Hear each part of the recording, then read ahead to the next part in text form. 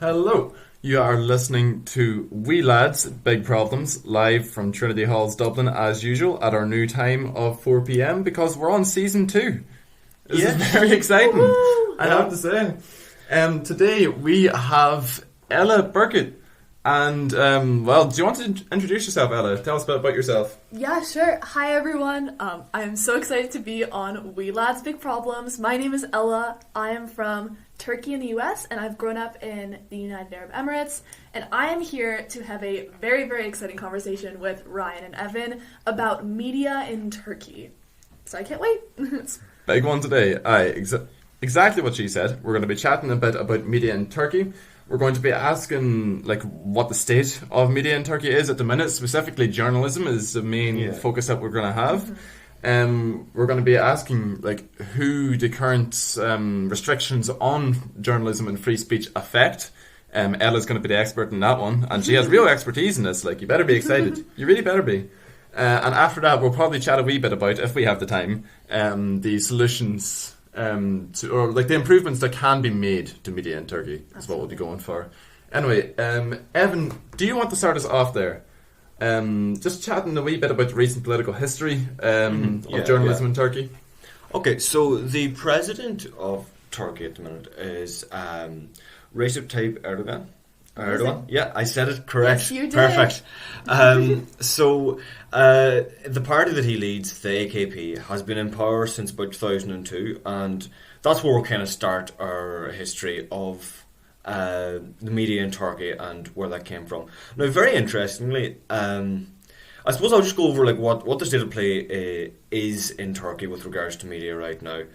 At the moment, Turkey is ranked, I think, is it 157th in the world for media freedom, which is a shocking statistic, right?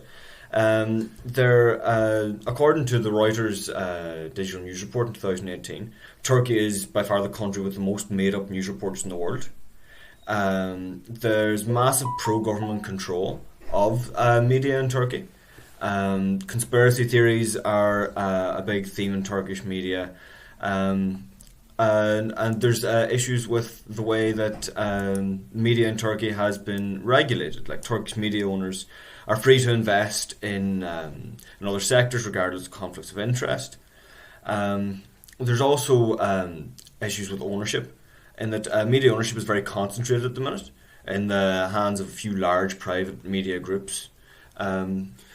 Just to add a little bit to the shocking statistics, according to Amnesty, this was a report in 2018, 1/3 of the world's jailed journalists are jailed in Turkey. That's 1/3. I mean, consider the geographical size of Turkey, and then just think about that statistic. It's pretty mental. We all know how much I love graphs. If you check out the Instagram account, we put up a graph in the story there of journalists, the amount of journalists jailed in Turkey over the last 20 years. And the rise is shocking, and we'll look at the reasons for how quickly that rose and why it rose the way it did. But yeah, there's a lot of layers to this. Another statistic that really stood out to me was that Turkish consumers are ranked second lowest in Europe and Turkey, for media literacy. When it comes to skepticism of the media, sort of factors such as low education levels, low reading scores, low freedom of the media, and low trust generally in society and institutions in the media. Turkey is the second lowest for those a combination of all those scores together, which is really shocking for such for a country that in the early 2000s was considered a model of democracy and a very promising country for democracy to take hold. Yeah, so to continue from like how promising a democracy Turkey was in the early 2000s, what went wrong with Erdogan in that he gained so much power so quickly and has managed to maintain that power for 18 years now? Yeah, I suppose I'll just start off a bit with how the platform on which Erdogan got into power, right?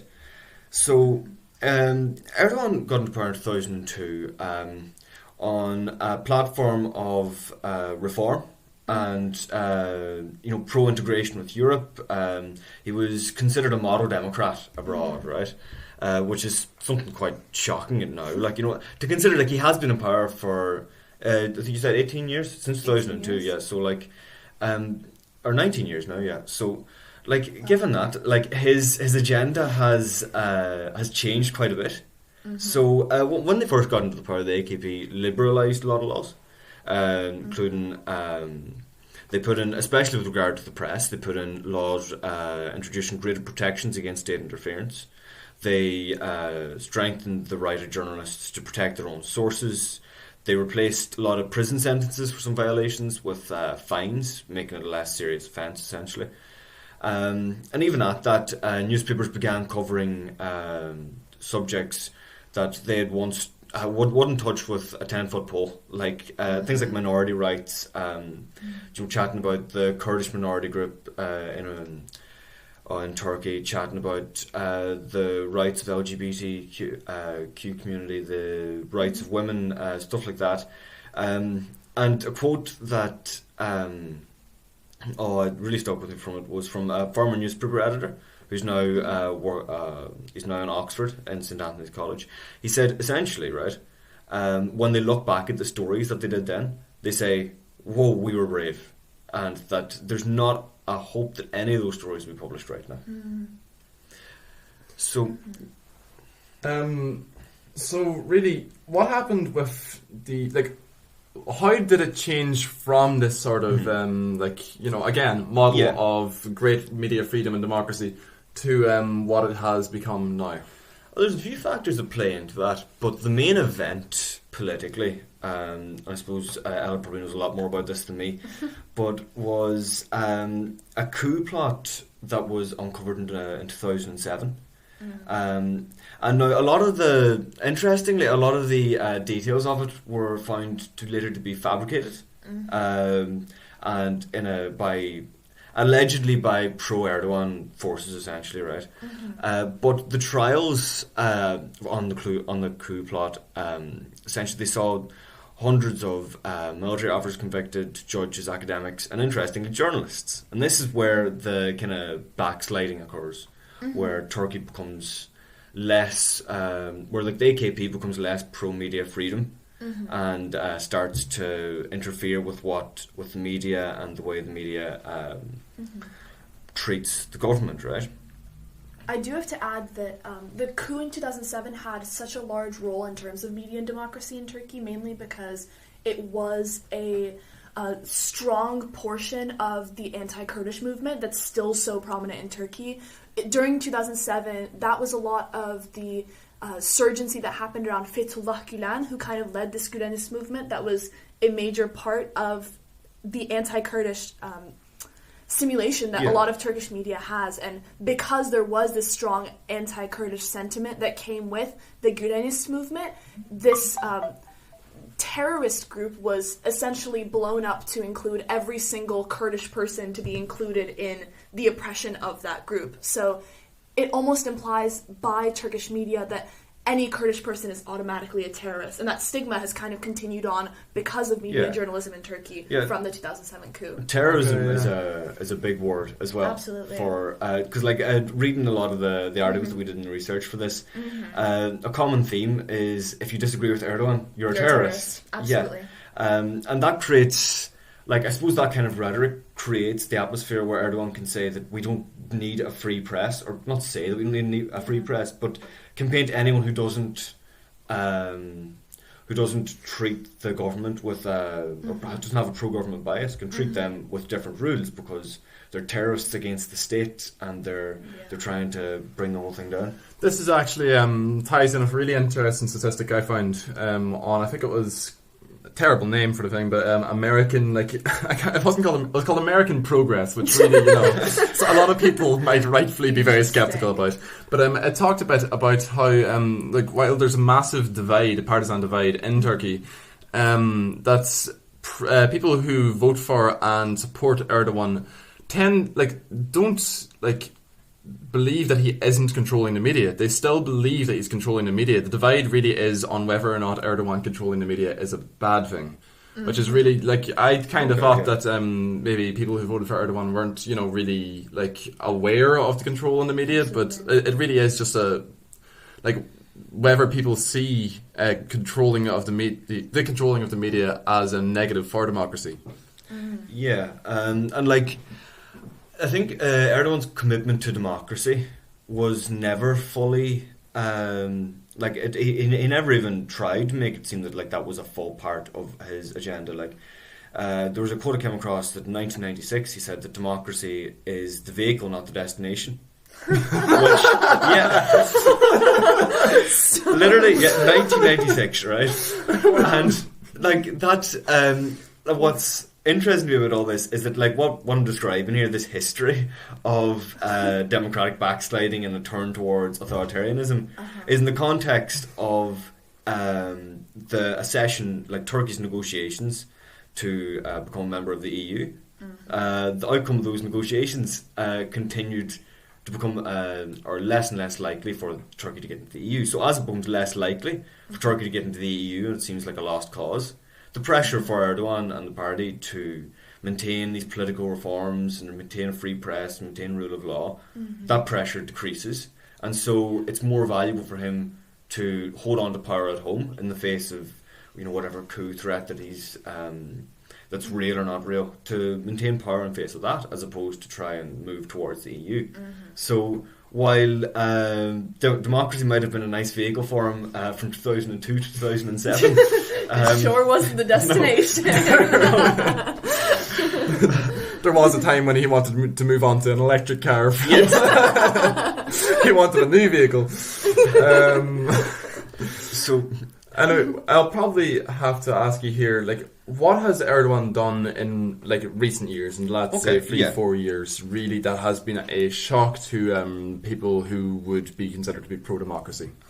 Right. Well, so 2015 is generally considered the big turning point for democracy in, maybe not the turning point, but the point of no return, if you get me. Oh, that's a big word. That's a big word. Bye, like, democracy. See you later.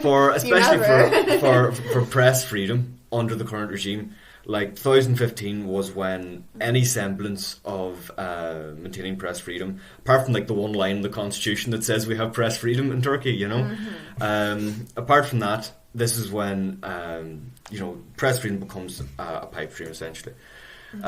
So essentially, the AKP lost their majority in parliamentary elections, and feeling under threat from that, even though previously the AKP had been, I'm not going to say progressive, but they had been more liberal with regards to, they were in peace talks with Kurdish militants, and they were trying to make progress on settling the ethnic divisions within Turkey so that they could more effectively integrate with Europe and with the West, essentially, right? For whatever reasons, right? But after they lose this election, they halted the peace processes and they started appealing to a more nationalist sentiment, which helped them regain control of Parliament later that year, right? So while that helps them get control of parliament, it kind of polarizes Turkish society, and it has implications for the press, because if you're if you're Erdogan and you're pushing this us versus them rhetoric, suddenly a critical journalist isn't a necessary part of a democratic country. Yeah, there's a part it's when... an enemy. It's a terrorist. You know. So, but when it comes to things that I've known recently in the last 3 or 4 years, the 2017 referendum was for a lot of people the end of Turkish parliamentary democracy. Well, it was the end of parliamentary democracy. It quite literally was the end of parliamentary democracy. It was considered to be, essentially, I heard it described as Erdogan's now an elected dictator. And elect is a strong word for that as well. I suppose that you can't talk about that without talking about the 2016 coup as well. There's been a lot of coups in Turkey. That seems to be a theme from what little I've read of it. But that coup as well also set up and further entrenched this narrative that Erdogan represents the people and the wishes of the people, and that everyone else is against him and against the state. And yeah, it was like it was almost not the peak of polarization, but it was the moment when polarization became the main talking point in Turkish politics. You know, and this is such a huge theme, I think, in international politics in general, is the idea of using conflict to your advantage as a leader when you're losing a grip over your population. It's happened in Turkey. It's happened in the United States. It's happened pretty much all over the world, and it's the idea that. A president will seize whatever opportunity that they can get when there's turmoil to say, hey, remember, I'm still here for you. I'm still supporting you. And Erdogan definitely held on to that during the 2016 coup. Yeah, that fits in perfectly with last week's episode, which all of you should listen to because it was a great episode. So good. With European populism. Absolutely. Yeah, no, definitely. So, with that coup in 2016, one of the enemies that Erdogan painted as anti the state was the journalists, right? As I was saying before. So some figures for you here. Over 150 media organisations in reaction to the failed coup were closed by the government after in 2016. Over 160 journalists were jailed, which is where the whole 1/3 of a world's jailed journalists being in Turkey comes from, and the lovely graph that we have on the internet. What would a Thursday evening be without a good graph? It's an appalling state for free media and an appalling place to be a journalist. Evan, if you don't mind, I might move over to Ella now because I'm most looking forward to hearing Ella. Sorry, no offense. You mean as a straight white man, my contributions aren't the most important thing. I don't understand this. I'm so glad you knew your place in society, Evan. But Ella, what I really want to ask you, and what I'm really interested to hear about, is who does the lack of media freedom affect, and how does it affect them? This is... Alright, well, there's a lot to unpack here, and I think the first thing that we can kind of talk about is the idea of minorities in Turkey and how news represents minorities. So, some of the primary minorities in Turkey are Kurdish people, Armenian people, the Alevi people, and refugees, primarily coming in from Syria. So, when media is being streamlined by one main source, when somebody like Erdogan and his group of elites and corporation owners are kind of media conglomerates, what ends up happening is that there's one viewpoint that's being represented. And when that one viewpoint is being run by straight white men in Turkey, no one else really gets a say in how they're represented. So when you're a minority group in Turkey and your only real primary understanding of media is mass media within the country, you're never going to be seeing an accurate representation of you, your culture, how you're meant to be treated, creating this kind of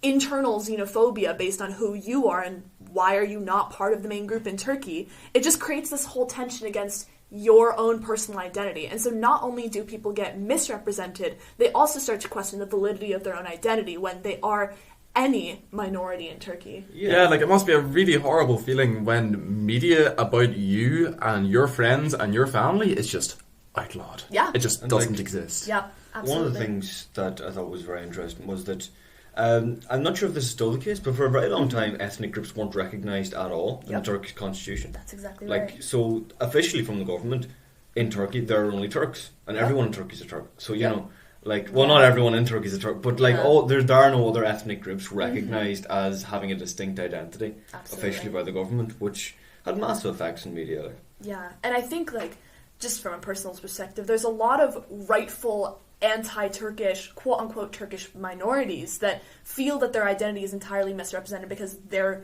not people according to the country that they live in. It's one thing to maybe not see yourself on television. It's a whole other thing to be told that you're not real.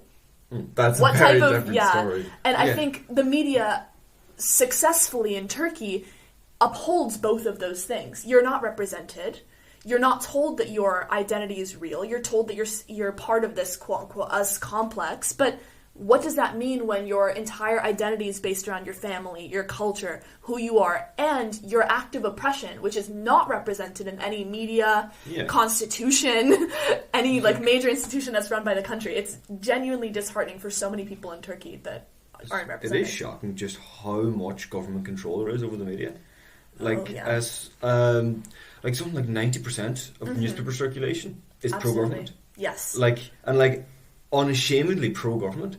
You're not even pretending to be unbiased. It's shocking. It's quite crazy because the way that media at this point is run in Turkey is that over the course of Erdogan's rule and the AKP's kind of very prominent role in parliament and then presidential elections and power is that they have successfully bought out virtually every single major media company in Turkey. And it's become this one source streamlined, maybe there's channel 1, channel 2, channel 3.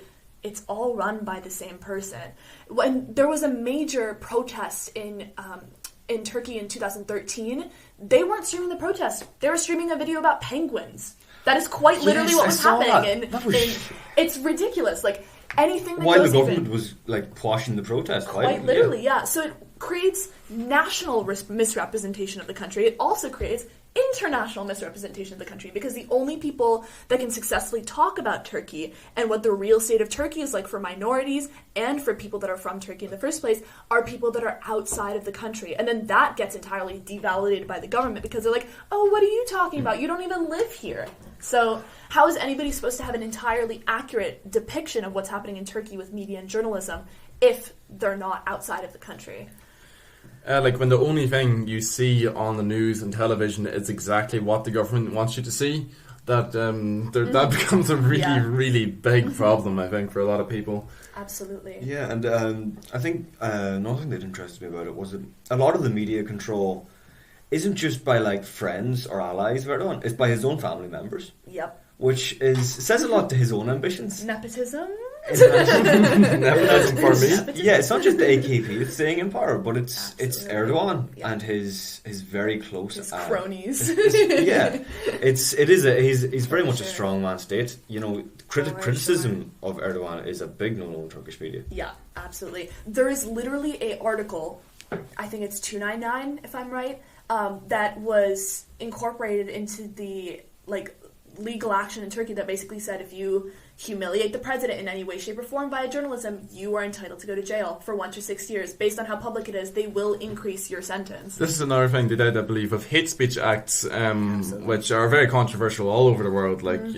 But it was introduced as an act to prevent hate speech on the internet, and the Turkish government has recently tried very, very hard to get control over users' data for everything they post and to prevent anonymity. Anonymity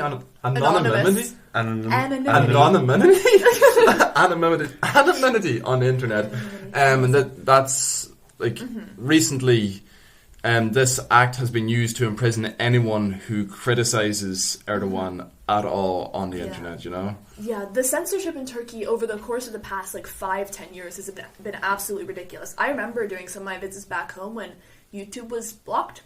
You couldn't go on YouTube. I remember sometimes it was Twitter. Sometimes Google wasn't working properly. It's the type of censorship that China is well known for, which seems like such a stark comparison because you wouldn't expect somewhere like Turkey to be compared against China for freedom in media journalism. But after a certain point, when you read all of these statistics, imagine Turkey, which is probably maybe an eighth the size of China has more journalists in jail than China, which is quite surprising. And this is where it all comes from. Another effect of like having so many journalists in jail is self-censorship. Absolutely. In that, like, even journalists that under another climate would be critical of the government, censor themselves so that literally nothing gets published. Yeah. You know. It's been a really interesting comparison of a lot of the episodes we've done over the last few weeks, and that just looking, we've really had a big theme going that I didn't know about until this very moment. Ryan had a eureka moment right now. Looking at plan Stay all along. tuned, exactly. I think, like, every week, in some form or other, we've been looking at ways that leaders hold on to power. Absolutely. And the media has been a massive part in every single case, you know? Well, this is such a big part of our, like, as all of us are politics students, the three of us, Yeah. that's one of the things that politics was defined as. We had a couple of, like, varying definitions at the very beginning of the year of, like, what politics could be. Could it be, like, the art of government, policy making? But the one I think that stuck with almost everyone was politics is power. Like, that was it. Politics is power and power is politics, And power is you know? politics, exactly. So that theme has really stuck with us. Should we put that up with a Haywood picture of a textbook. tree and like a nice quote? Ryan O'Connor, 2021. Politics. Do a little live, laugh, love. Okay. Yeah. But Ella, what impact does the lack of free speech in Turkey have on democracy? You know, I know we've talked about this a lot already, but I want to hear, like, you know, all your views, every single one of them. Amazing. So I'm going to kind of start by talking a little bit about, like, theories of media, because I think this plays really well into our understanding of media and democracy. So there are a couple of different theories around what media represents that have kind of evolved over periods of time. So one of the major ones that kind of sheds a more positive light on media is the pluralist version of media, and that kind of is like explaining that media is this great, like, wealth of abundant information that comes from all of these different countries, and it's a very positive light. And I feel like that does reflect in so many countries that really do have free media, free press, and, like, accessible mass media that people feel accurately represented in. But in the early 20s, I think, well, Chomsky was born in the early 20s, but then I imagine his theory probably evolved in the mid-40s. Noah Chomsky kind of came in with this idea of the dominant ideology model, which, after kind of reading about it, I feel like really, really suits Turkey's current media climate, where media is kind of seen as this politically conservative force that's controlled by the economic elite, which makes a lot of sense because of just kind of the camaraderie that ends up happening between the government and major corporations within Erdogan's reign. Like, it creates this echo chamber that's actively not positive. And this is kind of a huge debate that people have is, are echo chambers actively a good thing? Because when you're hearing a lot of your views, if you're a leftist, for example, you might be really happy hearing about leftist media and being like, oh great, look at all these sources like the New York Times and the Guardian and the Independent that are kind of just like reaffirming all of these things I believe in. But the idea of democracy is that it's supposed to break echo chambers, and so I think it's really special when echo chambers are broken. I love hearing media that's not my own. I'll look at Fox News every once in a while just to see what's going on in the world brave. of the yeah, I know. I leave scarred, but that's a different story. But I think that it's really, really important to break out of those echo chambers, and that's one of the major things about democracy, is that democracy is supposed to be public debate. And if you're not it's talking to happening. people with whom you have a disagreement, then you're not going to solve any issues or create any consensus. And it becomes incredibly easy for the other side to become demonized, which is probably why we've seen such an increase in polarization all across the world in recent years. Sure. Just with, you know, misrepresentation of the views of the other side, you know? For sure, yeah. And I think that that's the really interesting thing, is that some candidates simply aren't represented. And obviously, the thing is, like, when you are part of a certain party, that might be fine to you, but regardless of what my political perspective is, I want to see the other candidates represented. And that void in public debate, void in the left that's happened in Turkey because of the AKP's rule over the past basically 18 years and monopolizing the government, has meant that there's this cyclical occurrence of left-wing journalists, and basically any journalist that doesn't share the opinions that Erdogan does, being thrown into jail. Anybody that's brave enough to speak up against him actively gets put in a place where they have no ability to say anything. The prison laws in Turkey are awful. Like, you really can't publicize, you can't speak actively and like to your audience. It's a lot of what has to happen is a lot of underground political work that's really difficult to execute when you're a smaller party and you're being monopolized. And it's not like they have any legal recourse either, because control of the judiciary in Turkey by the government is shocking. Like, you know, like they. I'm just looking at a thing here. In the run-up to the 2018 elections, like the state broadcaster in Turkey is legally required to give equal airtime to the two candidates. Right? He gave. The state broadcaster gave. The state broadcaster's not one person. The state broadcaster himself, Big Brother. He gave 100. They gave 181 hours of airtime to Erdogan, but only 16 hours to his main rival. Actually, that's only because his main rival's points were so good that he only needed 16 hours to say them. That would probably pass in court as well. Like the ability of, especially, I think you were asking earlier, and I didn't get around to mention it, but the 2017 constitutional referendum, where they essentially got rid of the parliamentary democracy and made Erdogan into the president/dictator, allowed packing of the courts. It allowed sympathetic judges to be installed, which means that there's no free rule of law that political activists can turn to when the state plays dirty. So, which makes the job even harder that you were chatting about. Absolutely.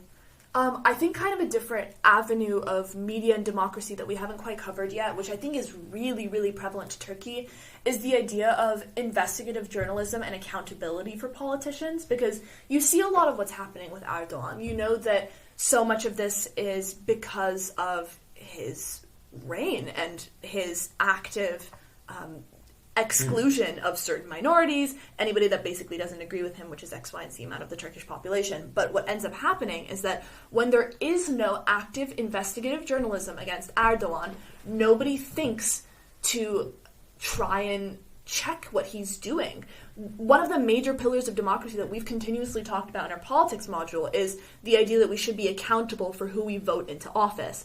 Erdogan at one point was democratically voted into office, that's for sure. But when he has complete streamlined control over the media, what ends up happening to his accountability? How do citizens know if he's doing a good job in all of the promises that he made during his campaign?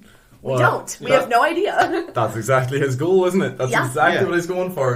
That's the thing. Again, a common theme with people who want to hold on to power is just completely getting rid of accountability for themselves. Yep. Because that's the power of the media is to spin a narrative, essentially. And even like good media tends to have to fall back on that, making a narrative out of something. Even when the narrative isn't necessarily there to tell a good story, you have to have that narrative spin on it, essentially, right? If the government can control that narrative, they can create very powerful arguments for getting rid of minority rights, for taking more power into the hands of the government over the judiciary, over the rule of law. Into like getting rid of pointless regulations about not having conflicts of interest at the head of media corporations. They can say that if they can spin the narrative right, they can create public support for actions that otherwise wouldn't be considered acceptable for a government. For sure.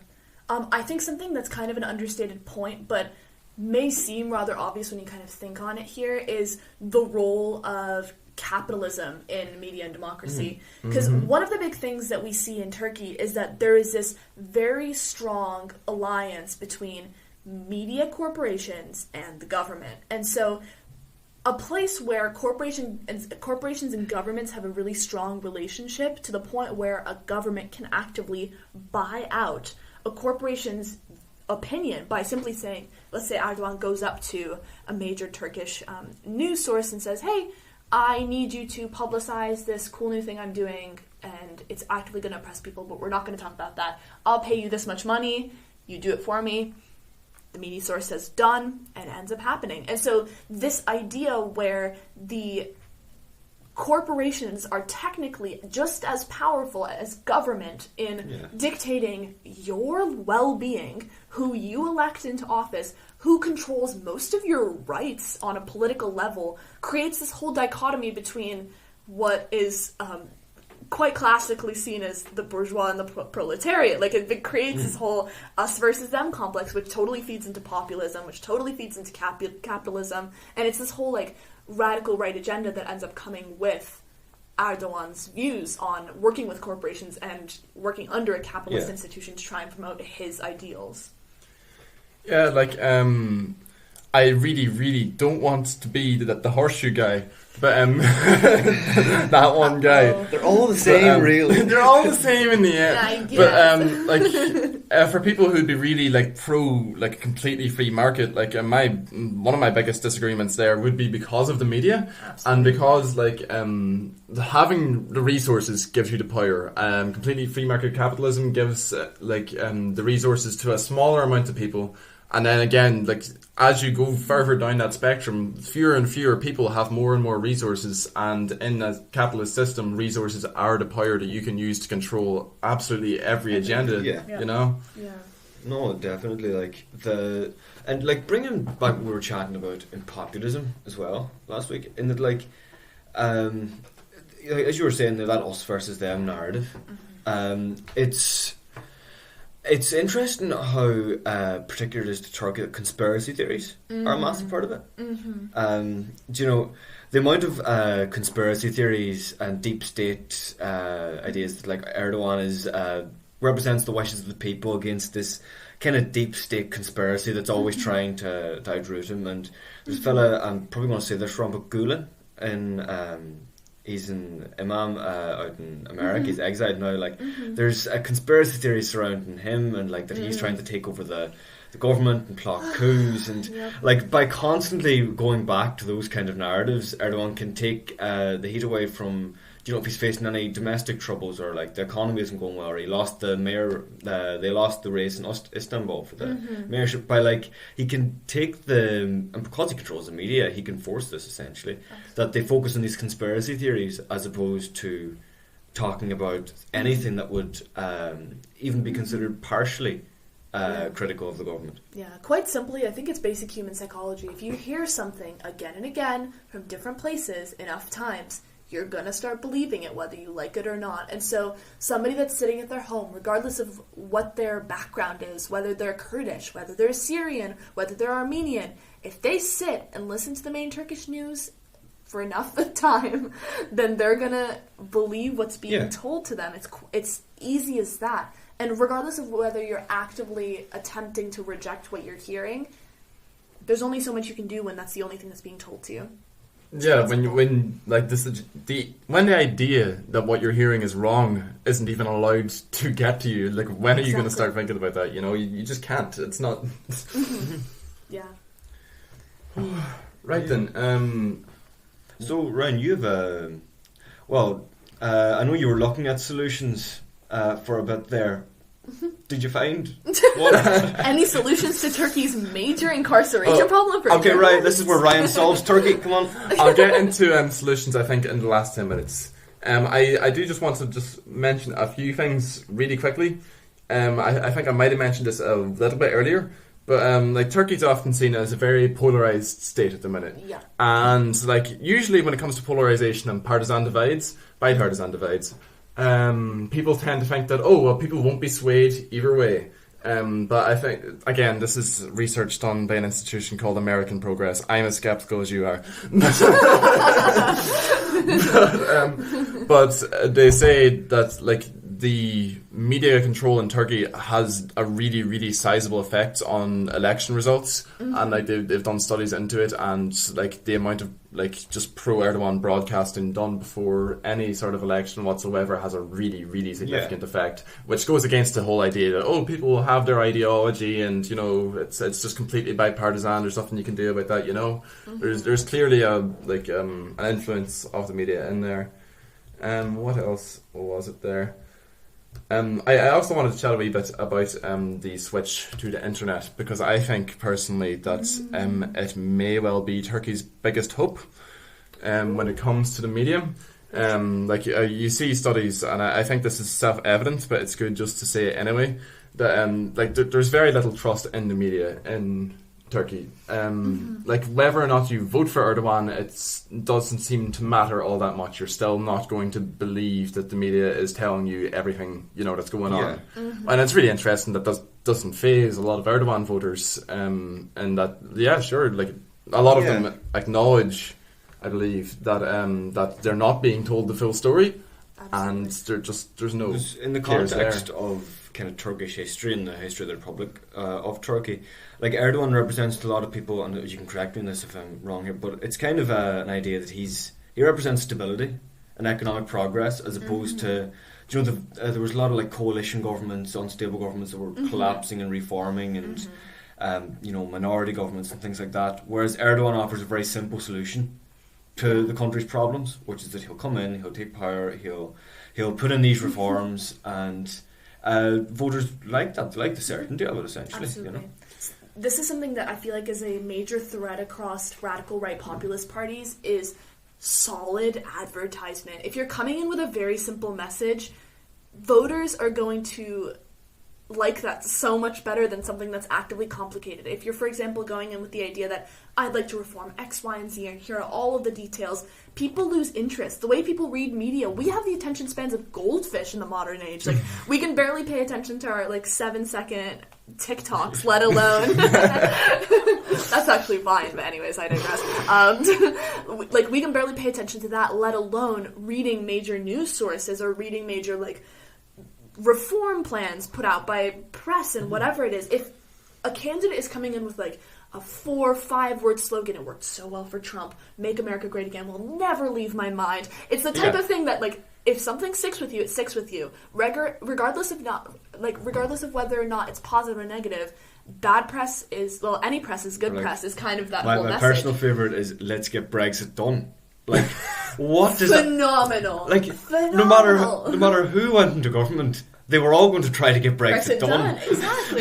It's just there's no context, no content, but that's not what you need. You need a vibe, essentially. Yeah, exactly. And setting up 4 words that will actively help your campaign is going to do so much more than writing an hour-long pages of reform and active law changing. Regardless of whether or not your intentions are good or bad, one of those is going to go a lot further in the within mass media than the other. Yeah, what the right is infamously good at all over the world is jumping on political opportunity. Yep. And I think there's real opportunity in the fact that studies show completely there's no even debate here that people have less free time now than ever before. Ever before. When we had to make our own clothes and make our own grow our own food, we still have less free time now than we did back then. But it's all right. GDP increased. So. Yeah. So no worries there.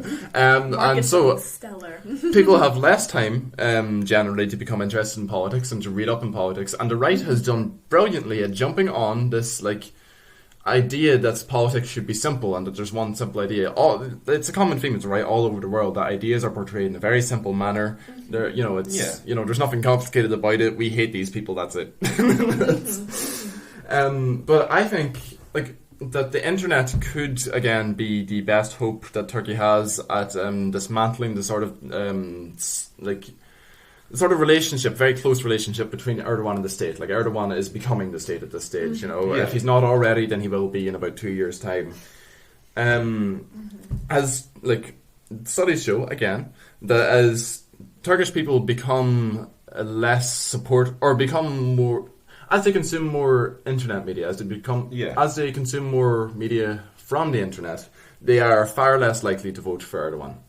I think that's interesting. Yeah. That is interesting because it's the most regardless of all the censorship that Ella was chatting about, the media still has a liberalizing effect, like the internet media. Yeah, online media for sure. Online media, because it is the hardest to censor, and that is it's Erdogan's biggest enemy at the minute. How do you censor the entire internet? It's a job that many people. The whole idea is that anyone can post something, And no matter how much censorship you do of any platform, when it's mass media to that extent, it's very hard to filter out all anti-government messages. For the moment, the threat is contained. I don't think there's any threat in the next 5 to 10 years of the internet becoming the way to overthrow Erdogan. if you want them overthrown. But I think like the trends are really going in the direction of people consuming all of their news from the internet, from internet sources that may be reliable, they may be unreliable, and that's another worry. But like, I think in the long term, it is something that all countries with dictators installed, well, almost dictators, with strong, powerful leaders that seem like they'll never go out of power. I think the internet and internet news is the best. Online news is the word I'm looking for. Is like the biggest threat to them. As for solutions, class. Well, I've read a few things from Amnesty and the EU, and they're just not great. They're just not amazing. But I think the biggest points that international organisations seem to be focusing on is supporting local media, supporting local newspapers, radios, TVs that might be, they're not national essentially. They get less attention from Erdogan. Absolutely. There becomes a real problem here when you consider how much Erdogan has outlawed. He's outlawed labour unions for journalists. He's outlawed just associations of radio programmes, which is really strange. An example that I saw, just like very low grade censorship, but there was a CNN journalist, CNN Turk, and she reported that the meeting between Erdogan and Trump only lasted 23 minutes, and she was fired because someone in the government rang up her boss and said that was undermining the importance that Turkey had in and trying to present it as if Turkey wasn't the most important thing in the world to America, and so she lost her job over that. She wasn't put in jail, she didn't break the law, but that kind of self-censorship where they need to seem as if they're not going against the government is essentially how this. That's the mechanism through which Erdogan controls the media. I think the best way, really, for international actors to try to undermine Erdogan's power in the media is to put international pressure on reforming media laws. That's be through sanctions. I'm not really sure. I don't study international relations yet. Coming up soon. But I think international powers, especially the EU, should really focus on reforming media laws in Turkey and increasing the pressure for reforming media laws. I mean, there's an interesting problem there, and it's not something I suppose that we really went into. But internationally, Turkey occupies a very unique position. Absolutely. In that, it's a member of NATO, and it's technically in talks to become a member of the EU. But in terms of technically, word. But in terms of geopolitics, Turkey's a lot closer to Russia and China, and in those respects, so they're essentially playing the balance of power between the EU and America on one hand, and China and Russia on the other. Because if the EU and America go too hard on them, pushing reforms and economic, all these sorts of things, they'll go towards Russia and China, and they can extract concessions from Russia and China because they'll say, we'll move towards, So playing that balance of power is something that Erdogan has become very good at, and makes it very hard for any international body to come in and effectively change Turkish policy. It makes it incredibly difficult, but it seems to be what at least the EU is set on. At least in recent years, has been set on doing. I don't think it has done anything. The EU likes to say it's going to do things, and Islamophobia is a big issue there in the EU. Don't even get me started. The EU can't make any credible promises of accession for Turkey because of the sheer amount of Islamophobia that would rise up in objection to Turkey joining the EU, which is it makes the EU it very difficult for the EU to take a strong position on Turkey because they've got no bargaining chips essentially. Yeah, their hands are tied, which tends to be the case with the EU. I'm sure we're gonna say it every week. Every time we discuss, what can international actors do? Take a shot every time we say the EU can't do anything. But I think international pressure on reforming media, and then funding from international relations or international actors into local sources. Seems to be like... Yeah, that's such an actively difficult one to face, because if international actors are trying to fund Turkey, Erdogan's going to be like, oh my gosh, thank you for the money, and then take it all. It's really difficult to actively fund independent news sources internationally, because a lot of, like, whether it's the logistics of how money is transferred, how it interacts with the government, who runs the banks. This is something that I have very little knowledge on in terms of, like, monetary transfer and who really owns banks. But I imagine that there is a lot going on between banks, the elite, the government. Like, I think it can be reasonably concluded. Synonyms, almost. Oh my gosh, I'm saying the same word 3 times. But I think there's a lot going on between, like, monetary interaction within Turkey and the government and the elite. So I imagine it would be really difficult to fund independent news sources. Yeah, and as well, this can be a really double-edged sword. If media sources in Turkey start getting too much international funding, we know exactly what's going to happen. Erdogan turns around and he says, look, they're terrorists. They're anti-me. They're anti-me. They're terrorists. Guys, this media doesn't like me. Can we call them terrorists, please? Welcome to Turkish politics. But yeah, no, and like the mechanisms, even you're saying they're all the same people at the top, right? Really interesting, like manifestation that I thought was like a long time before a lot of this anti media freedom laws came in 2009. There was a big corruption scandal, and some newspapers owned by this particular media group reported on it. The government gave them a $2.5 billion fine. Right? Hey, remember at the beginning when you were talking about reform for journalists, and they were saying, like, oh, we're going to turn the prison sentences into fine. It'll be just fine. It'll be just fine. Don't worry about it. Quite literally, it will be just fine. $2.5 billion fine. That wasn't just that they put... Jesus. So what did they have to do then? They had to sell some of their newspapers. And who stepped in to buy the newspapers? A pro-government company. Stop it, that's crazy. I would have never guessed. 100%. So, like, even when it's not, like, those, like, because they're all the same people at the top, things like that can happen, where the government and business interests can act in harmony with each other to take over more sections of the media, to the point where nowadays, like, 90% of print media circulation is, as we were saying earlier, is pro-government.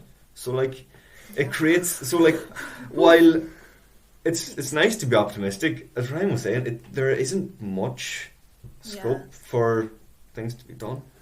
Not right now, yeah. Not while people, not while the West is worried about... not during this pancetta. Not during this pancetta. Not during the panorama. But not while the West is worried about, Turkey becoming closer friends of Russia and China. Yeah. And while relations between especially the US and Russia and China remain tense, the problem in Turkey really will be at a standstill from an international point anyway. This is from a UN report. Don't ask me which one. But it's a very UN type of thing. It says there should be... we want that the candidate countries and those who are lining up, and in particular their governments, take European institutions seriously. The EU should start taking media freedom as a fundamental right and cornerstone of democracy. Did they really just say, could you all just take the EU seriously? That's what they said. This was in relation to Turkey as well for some reason. I don't know. That's a very complicated relation with that article. Yeah. I think quite simply the problem around media sourcing would be solved if effectively the Turkish government was properly dismantled. Oh, yes. I'm not saying abolish the state, but however, I kid. But still. Would the state have too much power if there were no state?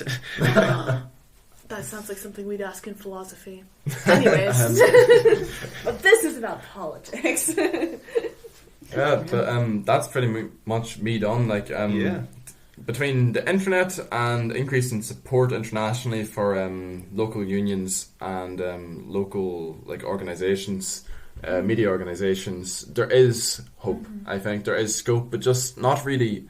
I think other states have very little power, and any charities that are embedded within the US that are very central towards like the US or the EU, will really struggle to make a difference. But charities that that they're international players, but not really bound to Western countries, are the ones with the power to fund local, organizations and media.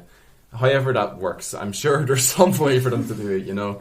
I think that should be the main goal, and I think naturally internet media or like online media will become the dominant sort of media, and that that will be the biggest threat. I think they're the ones power. Yeah, no. So on that note, how about 5 minutes of upbeat Turkish pop songs? That sounds like a plan. Yeah. As ever, you can find the sources on the show notes on Spotify. We'll post them up very soon after. And with that, I think we'll say goodbye. Yeah, thank you very much for listening. Everyone. Thanks for As tuning in. always, we love you all. You're brilliant. And we love Ella. Thanks. And we love Ella, Thank you for having our very me. special guest. Love you all. Right. Thanks, Bye guys. bye. Bye. See you next week. See you next week.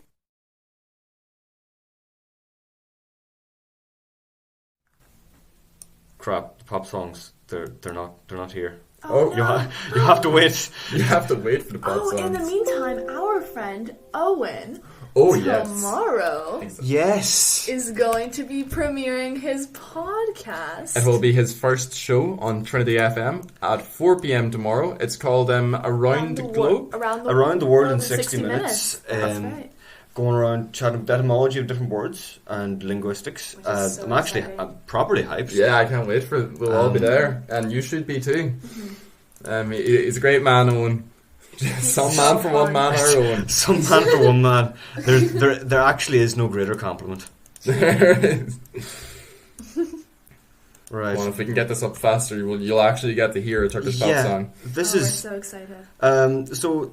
While we're waiting for this, I might just entertain you with the story of me almost breaking my laptop earlier this week, which is the source of our technical difficulties right now. Yes, I want to use Firefox as my default browser. But do you ever? Right. I'll get in there. Okay. Go, Ella. Tell us how you break your laptop. Oh, I wanted to download MotoGP 20. But I had to, That's it. That's the story. yeah. That's But all. my laptop said. Very cool. His laptop was more of a rally kind of laptop. This is OutSystems, the Alright. most Thanks complete again. full-stack application Enjoy. development platform for professional developers.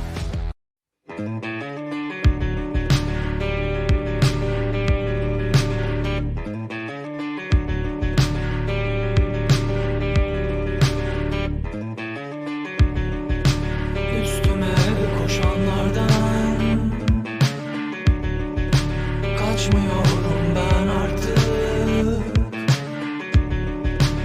Özgürleştim iyicene. Takmıyorum ben artık. Nasıl gidersin? Sözlerin ağarsın. Sözlerin ağır gelir üstüme.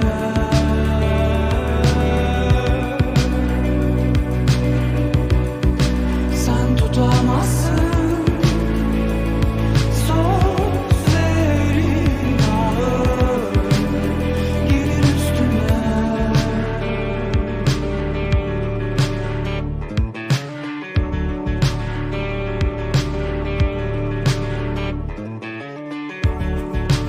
Üstüme koşanlardan kaçmıyorum